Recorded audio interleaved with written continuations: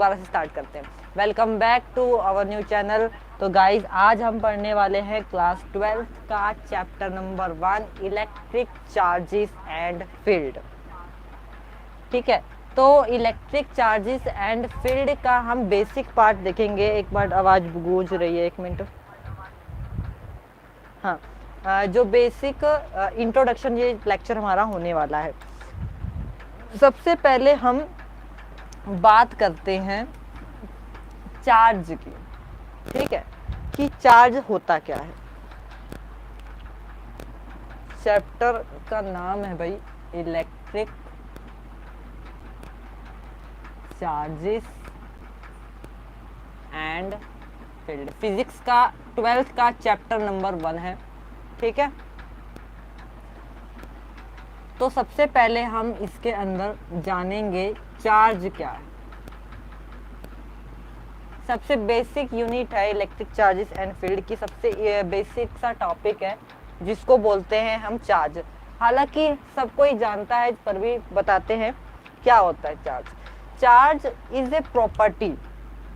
Charge जो है वो ऑब्जेक्ट की प्रॉपर्टी है। The charge the property of object. क्या लिखेंगे हम इसके बारे में? Property of object. ऑब्जेक्ट की प्रॉपर्टी है। Property of object of which it apply. Property of object which it apply लिख सकते हैं। Which it apply and experience electromagnetic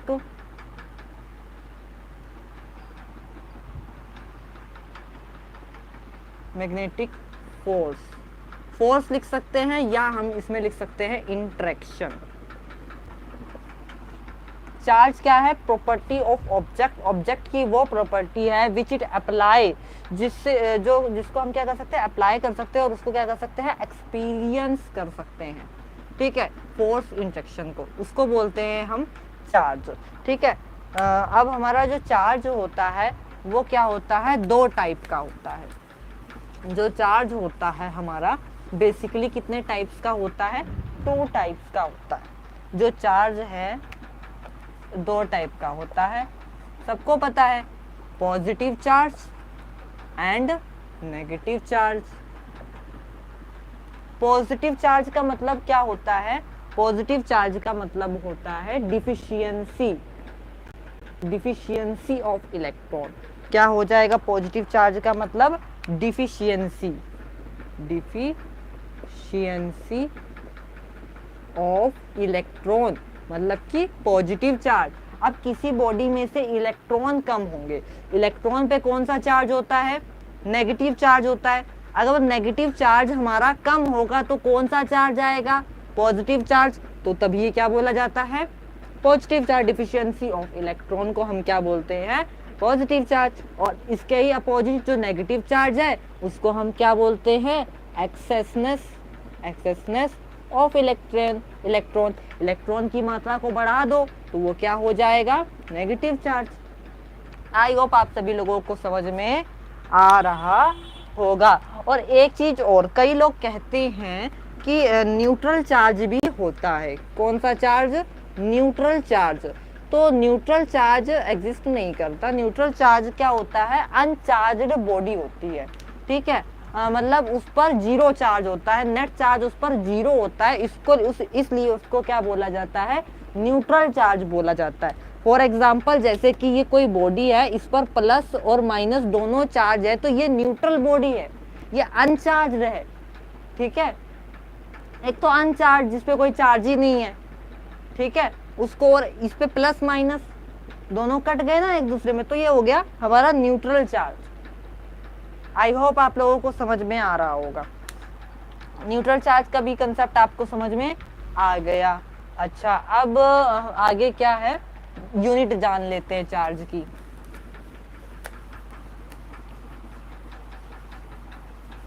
charge की यूनिट को देखते हैं। चार्ज की SI यूनिट की अगर हम बात करें, कौन सी यूनिट? SI unit. तो वो कौन सी होती है? कूलम्ब। कूलम्ब हमारी SI यूनिट है चार्ज की। जो स्मॉलेस्ट यूनिट होती है चार्ज की, स्मॉलेस्ट यूनिट, उसको हम बोलते हैं इलेक्ट्रोस्टैटिक यूनिट, या इसको मैं लिख सकता हूँ 1 फ्रैंकलिन। क्या लिख सकता हूँ? 1 फ्रैंकलिन। और हम इलेक्ट्रोस्टैटिक यूनिट ये हो गया, ठीक है। और जो हमारी इसमें अपनी लार्जेस्ट यूनिट होती है उसको हम बोलते हैं, लार्जेस्ट यूनिट होती है उसको हम बोलते हैं Faraday. Faraday, Faraday is the largest unit of the charge, ठीक है। अच्छा, एक फैराडे किसके इक्वल होता है? 96,500। मैंने तो ऐसे याद रख रखा है, 96,500 कूलम्ब के इक्वल होता है। आई होप आप लोगों को ये समझ में आया होगा, ठीक है। अब हमने चार्ज के बारे में बात कर ली, और क्या चीज बात करें? अब चार्ज की प्रॉपर्टी पे आ जाते हैं, चार्ज की प्रॉपर्टी पे आ जाते हैं, चार्ज की प्रॉपर्टी पे आ जाते हैं। प्रॉपर्टी जान लेते हैं अब चार्ज की। प्रॉपर्टी नंबर 1, प्रॉपर्टी नंबर 1 हमारी कहती है कि चार्ज कांट एग्जिस्ट विदाउट मास। जो चार्ज होता है वो कांट एग्जिस्ट, मतलब विदाउट मास के एग्जिस्ट नहीं कर सकता, और जो मास है वो कैन एग्जिस्ट विदाउट मास, ठीक है। सबसे पहली प्रॉपर्टी हम लिख लेते हैं कि जो चार्ज होता है वो कांट एग्जिस्ट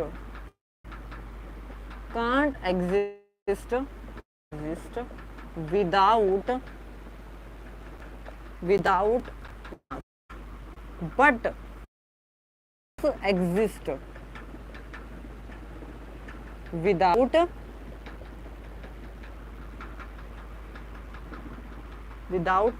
चार्ज। क्लियर है ना? क्लियर है, ठीक है। तो ये हमारी प्रॉपर्टी है, क्या है कि जो चार्ज है वो मास के बगैर एग्जिस्ट नहीं कर सकता, किसी ना किसी मास के अंदर ही होगा ना चार्ज, वो बिना मास के एग्जिस्ट नहीं कर सकता। पर यही जो मास है हमारा, जो हमारा मास है वो चार्ज के बिना एग्जिस्ट कर सकता है, ठीक है। आई होप प्रॉपर्टी नंबर 1 सबको क्लियर होगी, ठीक है। आगे बढ़ते हैं, क्या कि सेम चार्जेस रिपल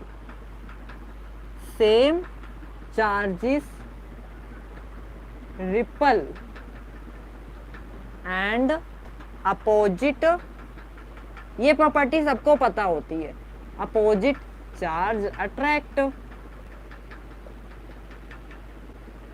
जो सेम चार्ज है वो क्या करता है? रिपल करता है, ठीक है। और अपोजिट चार्ज क्या करता है? अट्रैक्ट करता है। अच्छा, एक चीज मैं आप लोगों को और भी बताता हूं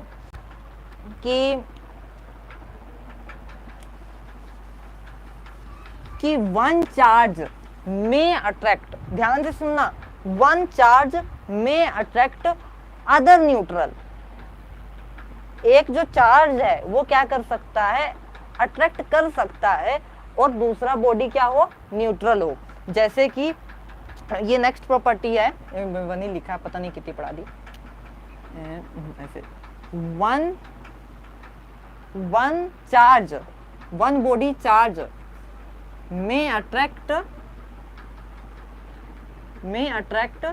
न्यूट्रल बॉडी, न्यूट्रल इसको अट्रैक्ट कर सकता है। कैसे?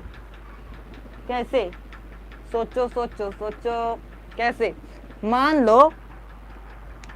मान लो कि मैंने यहाँ पर एक न्यूट्रल बॉडी रख दी जिस पर प्लस और माइनस होता है, या जीरो चार्ज, तुम अपनी तरफ से कुछ भी कंसीडर कर लो, ठीक है।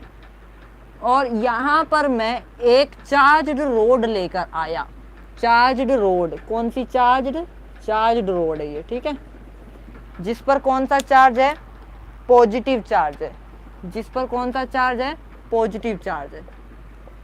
खूब सारा पॉजिटिव चार्ज इसके अंदर प्रेजेंट है। ठीक है, इस तरीके से खूब सारा पॉजिटिव चार्ज इसके अंदर प्रेजेंट है।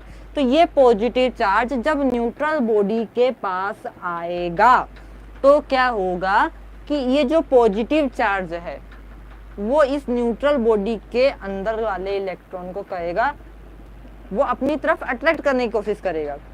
जो इसका नेगेटिव चार्ज है वो कहेगा अरे वो देखो इतना बड़ा चार्ज, उसको अट्रैक्शन हो जाएगी, वो चला जाएगा, है ना। तो इसमें क्या हो जाएगा, इसमें पोलैरिटी जनरेट हो जाएगी। कौन सी? माइनस वाली। इसके अपोजिट वाला पार्ट ये इधर आ जाएगा और इसके अपोजिट वाला पार्ट ये इधर चला जाएगा। ये वाला जो पार्ट हो जाएगा ये पॉजिटिव हो जाएगा, ये वाला नेगेटिव हो जाएगा। ये ऑलरेडी पॉजिटिव है तो ये दोनों क्या करेंगे, अट्रैक्ट करेंगे। आई होप समझ में आ रहा होगा। आया समझ? आई होप समझ में आया होगा आप लोगों को। अच्छा, ये हो गई हमारी चार्ज की प्रॉपर्टी। एक दो चीजें और हैं, उनको भी हम देख लेते हैं। चार्ज जो है वो कैसी क्वांटिटी होती है? चार्ज जो है वो स्केलर क्वांटिटी होती है। चार्ज जो है स्केलर क्वांटिटी होती है। ये स्केलर एडिशन रूल को फॉलो करती है। जैसे कि +2 चार्ज आ जाए, -1 चार्ज आ जाए, तो इसको हम स्केलर एडिशन में करेंगे तो +2 - 1 = 1। इस एडिशन को ये फॉलो करती है, इसलिए इसको बोला गया ये स्केलर एडिशन रूल को भी फॉलो करती है। ठीक है, अब आगे बढ़ते हैं हम। ये कंजर्व होती है। स्केलर जो चार्ज होता है वो हमारा क्या होता है, कंजर्व्ड होता है। और क्या होता है, क्वांटाइज होता है, क्वांटाइज्ड होता है। और क्या होता है, और क्या होता है, इनवेरिएंट होता है। सबके मतलब बताता हूं अभी। आई होप समझ में आया होगा। ठीक है, स्केलर यूनिट स्केलर होता है चार्ज, ये बात मैंने आपको बता ही दी। कंजर्व होता है ना, इधर भी क्रेडिट नॉट ब्रिटिश वाले वो बात आ जाएगी। क्वांटाइज का यहाँ बच्चे काफी बच्चे कंफ्यूज हो जाएंगे, तो Q = NE क्वांटाइजेशन का फॉर्मूला है ये। ठीक है, कि चेक करना हो कि कौन सा क्वांटाइज है कौन सा क्वांटाइज नहीं है, तो ये आ जाएगा। जो फ्रैक्शनल फॉर्म में नहीं आया, देखो फ्रैक्शनल फॉर्म दिक्कत नहीं देती है, जो उस पर आगे मतलब मल्टी इंटू माइनस है वो चीजें दिक्कत देती हैं। वो आगे हम नेक्स्ट क्लास के अंदर इसका ही पर डिस्कस करेंगे। इस पर एक बेस्ड क्या करेंगे हम, न्यूमेरिकल को डिस्कस कर लेंगे। ठीक है, क्वांटाइज होता है, ये थ्योरी लेक्चर है आपका। ठीक, मतलब integral multiple of the charge, वो जो इलेक्ट्रोस्टैटिक जो चार्ज होता है ना अपना 1.6 × 10⁻⁻19, ये E जो है उसकी वैल्यू ये होती है 1.6 × 10⁻19। यहाँ पे n वोल्ट लगाया जाता है। अब जैसे चेक करने को बोल दिया कि 1.5 n क्या है कि नहीं, तो उस तरीके से हम आगे न्यूमेरिकल के अंदर हम करने वाले हैं, करेंगे अच्छी तरीके से। ठीक है, अच्छा एक चीज और मैं बता देता हूँ आपको यहाँ पर कि जो हमारा SI यूनिट में हमने पढ़ा था वो 1 कूलम = 3 × 10⁹ इलेक्ट्रोस्टैटिक यूनिट होती है। ठीक है, यस। अब उसके बाद हम आगे बढ़ते हैं। आप लोग सोच रहे हो कि मैं उधर क्या देख रहा हूँ, अरे उधर मेरा कैमरा रखा है, कहीं वीडियो गलत ना रिकॉर्ड हो जाए इसलिए देख रहा हूँ। ठीक है, आगे बढ़ते हैं। चार्ज की बात हमने कर ली। अब चार्ज को चार्ज करने की कुछ मेथड हैं, उनको देख लेते हैं। ठीक है, चार्ज को चार्ज करने के 3 मेथड मेनली है, मैंने देखे हैं। That is friction, conduction, induction. ये 3 टाइप है। कौन कौन सा? फ्रिक्शन, इंडक्शन और कंडक्शन। सॉरी, फ्रिक्शन पता है, ये बाय रबिंग,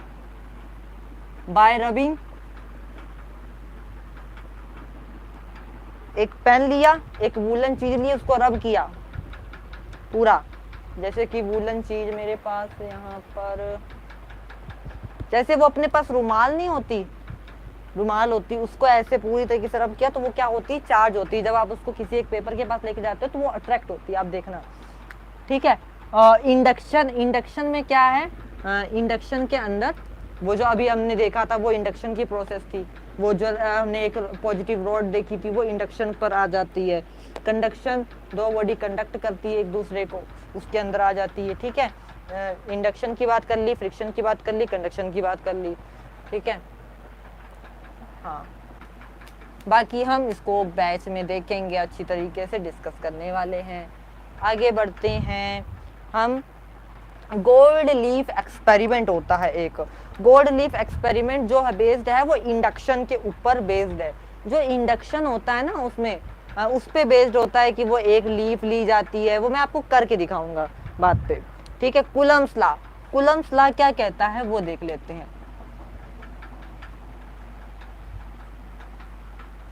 ये पढ़ते हैं कूलम्स लॉ। कितनी देर की हो गई वीडियो, 1 मिनट देख लेते हैं।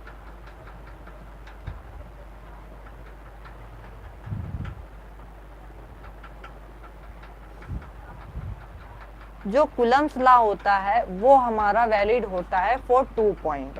ठीक है, फॉर 2 पॉइंट, और उसकी एक सिमेट्री होनी चाहिए, और एक स्फेरिकल शेप की सिमेट्री होनी चाहिए। ठीक है, कूलम्स लॉ उसलिए होता है। कूलम्स लॉ कैसा होता है, कंजर्वेटिव होता है, लॉन्ग रेंज होता है, इनवर्स स्क्वायर लॉ को फॉलो करता है, और क्या होता है, मेडिएटेड बाय फोटोन होते हैं। अब इसको हम लिख लेते हैं। ठीक है, वैसे तो जो कूलम्स लॉ होता है वो हमारा क्या होता है, valid, valid for point, point object, valid for point object, point और स्फेरिकल ऑब्जेक्ट लिख सकते हैं, स्फेरिकल ऑब्जेक्ट को लिख सकते हैं। ठीक है, कंजर्वेटिव होता है, ठीक, मेडिएटेड बाय फोटोन होता है, फोटोन से मेडिएटेड होते हैं। ठीक है, और इनवर्स स्क्वायर लॉ को फॉलो करता है, फॉलो करता है। ठीक है, और लॉन्ग रेंज होता है, ये हम लिख सकते हैं। ठीक है, कूलम्स लॉ ये होता है। और इसके फॉर्मूले की तरफ पढ़ते हैं। 1 मिनट, मेरा क्या वो गिर गया। हाँ, ठीक है, ये बात आपको समझ में आ गई होगी, आई होप। अब जैसे 2 पॉइंट है, उनके बीच में मेरे को क्या निकालना है, फोर्स, फोर्स निकालना है। तो जैसे एक पॉइंट ये है, एक पॉइंट ये है, दोनों के बीच का डिस्टेंस r1 है। r ले लो या r1 ले लो, बात हमारी बराबर है। पॉइंट है, इस पॉइंट पे q1 चार्ज है, इस पॉइंट पे q2 चार्ज है, दोनों के बीच का डिस्टेंस कितना है, r1 है। जो हमारा फोर्स होगा, दोनों के बीच का फोर्स बताना है क्या कितना होगा। फोर्स जो होगा वो directly proportional to q1 q2 होगा। ठीक है, और इनवर्सली प्रोपोर्शनल टू क्या होगा, r² होएगा। इनवर्स स्क्वायर लॉ को फॉलो करता है, वो यही चीज है, इसी टर्म को बोला जाता है इनवर्स स्क्वायर लॉ। ठीक है, अब इसको हम डायरेक्ट इस तरीके से लिख सकते हैं। अब इस कांस्टेंट को हटाएंगे तो क्या आएगा, k आएगा।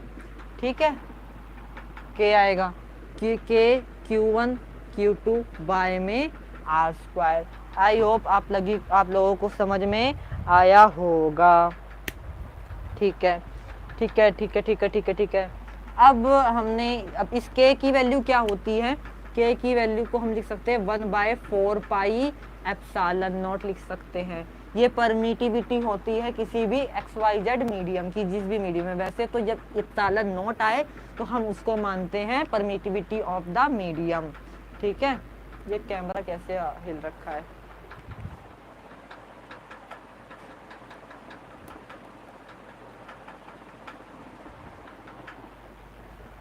हाँ अब ठीक है ना, हाँ ठीक है। तो 1/4 पाई एप्सिलॉन नॉट, इसकी अगर वैल्यू की बात करें तो 9 × 10⁻⁹ इसकी वैल्यू भी होती है। आई होप आप लोगों को समझ में आया होगा। और जो एप्सिलॉन नॉट की वैल्यू होती है वो 8.85 इंटू 10 की पावर माइनस कितनी, -12 होती है। कूलम स्क्वायर पर न्यूटन मीटर स्क्वायर, इसकी वो लगा देंगे, ठीक है, ऐसा यूनिट एप्सिलॉन नॉट की। बेसिकली बस कूलम्स लॉ के अंदर इतना ही है, बाकी जब हम इसको एनदर मीडियम के अंदर देखते हैं उसका वो एक अलग ही केस होता है, जिसको हम आगे नेक्स्ट लेक्चर के अंदर पढ़ेंगे। आई होप आप लोगों को समझ में आया होगा। ये मेरा सिर्फ एक बेसिक इंट्रोडक्शन लेक्चर है, बात तरीके से पढ़ने वाले हैं। तो क्या हो गया, हाँ सही है, सब कुछ सही है। मैं घबरा जाता हूँ, वहाँ बफरिंग होने लगती है ना, तो ठीक है। तो इस क्लास को यहीं पर एंड करते हैं। आई होप आप सभी लोगों को समझ में आया होगा जितना भी पढ़ाया है।